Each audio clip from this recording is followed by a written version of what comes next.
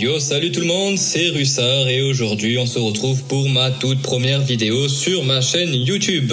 Aujourd'hui nous allons parler du coup de la quête de l'éternelle moisson et de l'obtention du Dofus Ocre.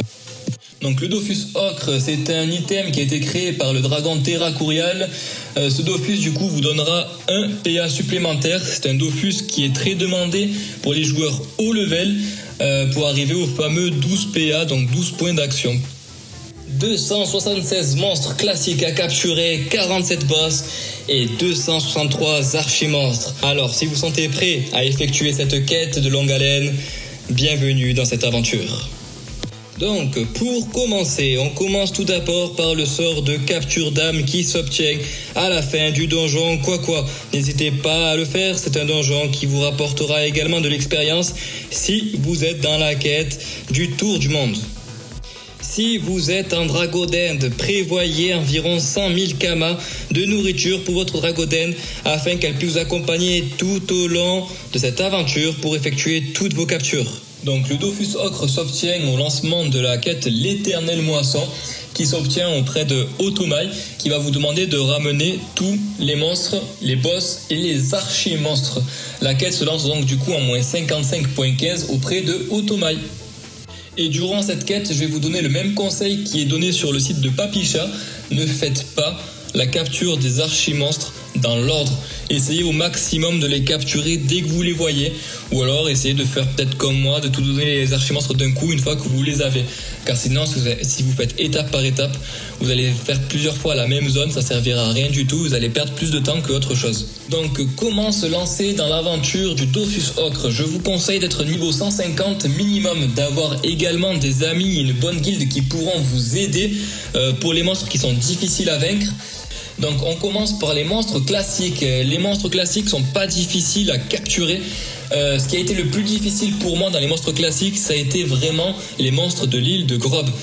J'ai dû demander de l'aide à des amis. Je pense à Tanyuki-san justement, qui était un des monstres les plus difficiles à vaincre, où j'ai eu besoin de l'aide de plusieurs membres de ma guilde. Donc nous étions à 4. Le combat a duré environ 7 minutes. Mais si vous y allez seul, franchement, c'est peine perdue. Les monstres de l'île de Grob sont vraiment difficiles à vaincre.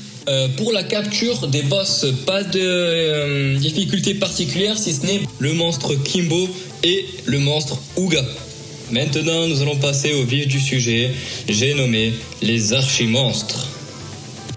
C'est à mon sens l'étape de la quête la plus longue et la plus fastidieuse, mais également la plus récompensante en termes de kamas. Nous allons voir ça juste après quelques présentations. Donc du coup, qu'est-ce que sont les archimonstres? Ce sont des mobs qui vont être boostés, qui vont être un peu plus forts que le reste, bien qu'ils auraient l'apparence des autres monstres classiques.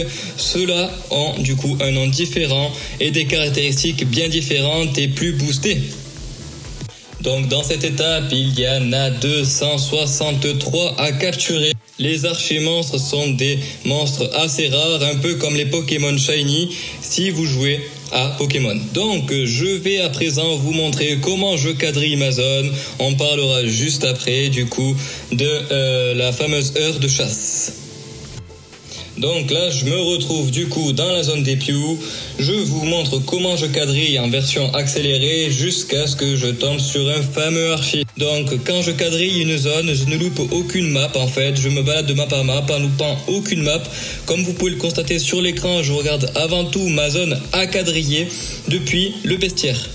Je n'hésite pas à regarder tous les combats qui sont lancés dans cette zone. Il y a des bots, oui c'est relou, mais ils ne capturent pas les archimonstres. Et ça c'est bien dommage pour eux, puisque pour nous pourrons les récupérer. Les archimonstres vont popper du coup sur une map qui va être quasiment collée à celle où il vient d'apparaître. Donc n'hésitez pas à faire le tour de toute la zone pendant 10 minutes si vous en voyez un dans la zone. Donc pour les fameux horaires de chasse. Les meilleurs horaires à mon sens sont entre 23h et 7h du matin. Donc du coup sur le site de Dofus Touch vous retrouverez une interview de Ouroros qui me semble être l'un des premiers joueurs à avoir obtenu le Dofus Ocre suite à la quête de l'éternelle moisson.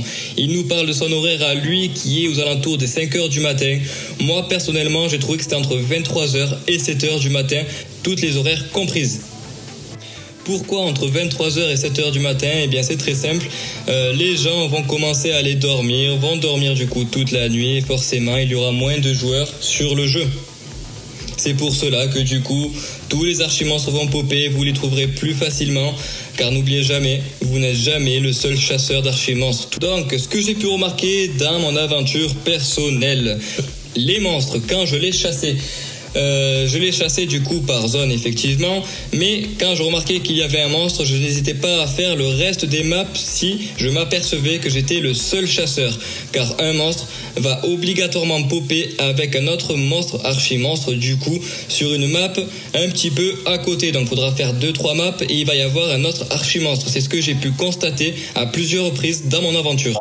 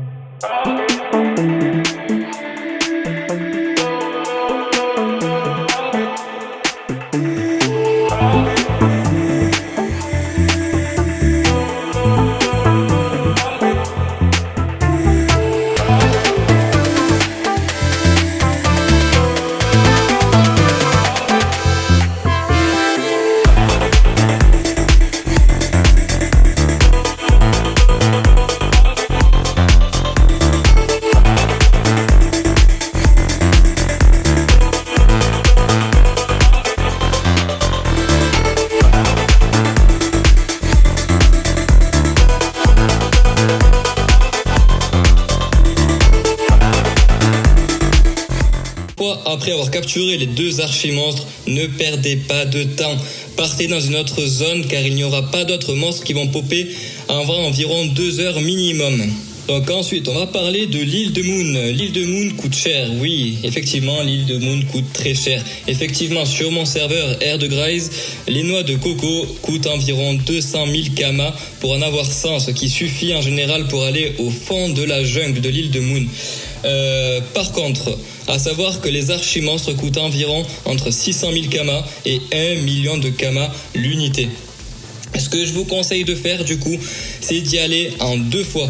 C'est-à-dire que vous allez capturer les premiers monstres que vous allez voir sur la map, vous allez jusqu'au monstre du Moon, vous essayez de le capturer si vous avez le niveau. Et en deuxième ressort, quand vous y retournez, du coup, je vous conseille de capturer, même si vous avez déjà les monstres, les doubles. Car effectivement, comme je l'ai dit précédemment, les monstres de l'île de Moon coûtent cher et vous serviront soit de monnaie d'échange contre ceux que vous n'avez pas, soit vous fera des kamas.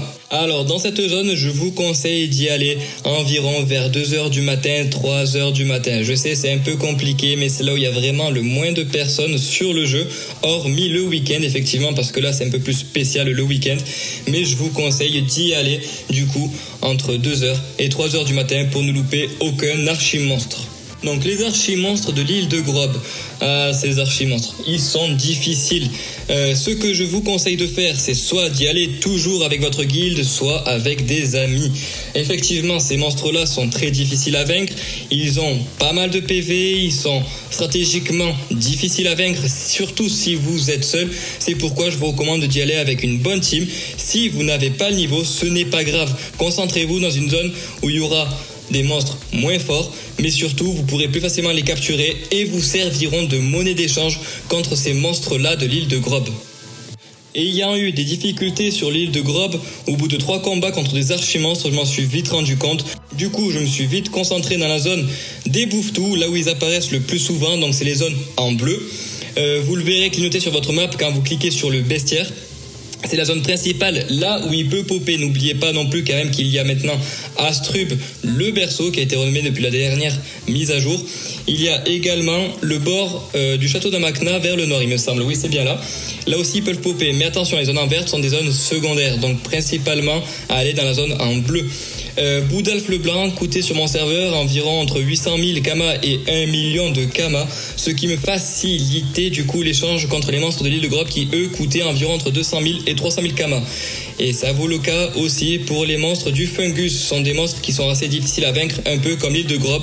C'est pourquoi je me suis pas trop attardé, parce qu'effectivement, plus on va perdre du temps à capturer des monstres, plus on va perdre des kamas aussi et perdre des astuces kamas. Alors, quand vous êtes en chasse, surtout ne vous précipitez jamais. Il va forcément y avoir une petite excitation, vous allez voir la vignette et là, vous lancez le combat et paf, le combat est lancé et vous avez oublié de mettre votre pierre d'âme. Et là, c'est vraiment dommage. Comme je vous l'ai dit, vous n'êtes jamais le seul chasseur. Si un autre chasseur était dans la zone à ce moment-là, le monstre va être perdu, vous allez perdre votre archimonstre, et dans ce cas-là, l'autre chasseur s'en fera à cœur joie de le capturer. Donc maintenant, nous voilà devant Otomaï avec la fin des boss capturés, ainsi que tous les archimonstres. Je vais lui rendre toutes les captures d'âme à cette fameuse assistante pour enfin avoir la fameuse gargantuesque pierre d'âme. Cette quête-là m'a permis de réaliser en un sens que c'était celle qui rapportait le plus de kamas. Bien qu'on ne vende pas comme ça les archimonstres, cela coûte assez cher, bien plus cher que ce que je ne pouvais imaginer. Effectivement, à la fin de la quête, je me retrouve avec 10 millions de kamas en hôtel de vente d'archimonstres. Donc on va se retrouver maintenant à la fin de la vidéo. Je vous laisse en vidéo justement le combat contre le Kralamour et on conclura sur cette vidéo.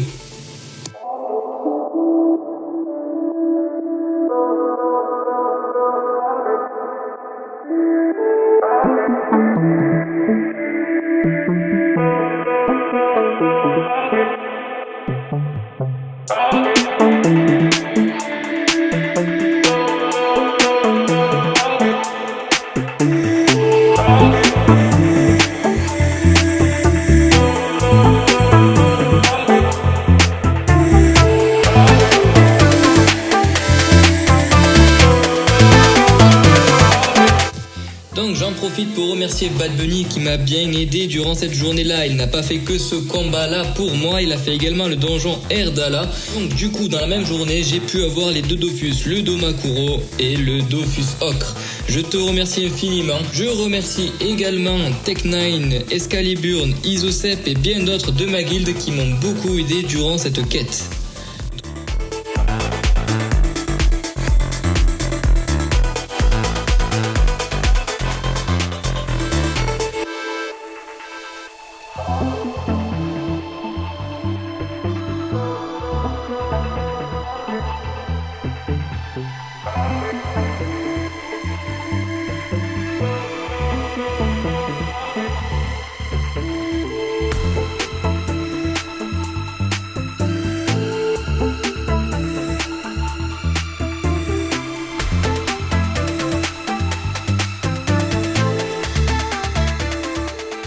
Donc je me dirige maintenant devant Otomaï pour lui rendre la dernière capture d'âme pour avoir enfin le fameux Dofus Ocre. Je n'ai pas tout dit dans cette vidéo là. Si vous avez des questions, n'hésitez pas à les mettre en commentaire. Bon, je pense avoir abordé maintenant tous les sujets importants de cette vidéo. Comme je vous l'ai dit, s'il y a des sujets que vous aimeriez que j'y réponde, n'hésitez pas à me les poser en commentaire, en question. Sur ce, ciao et à bientôt!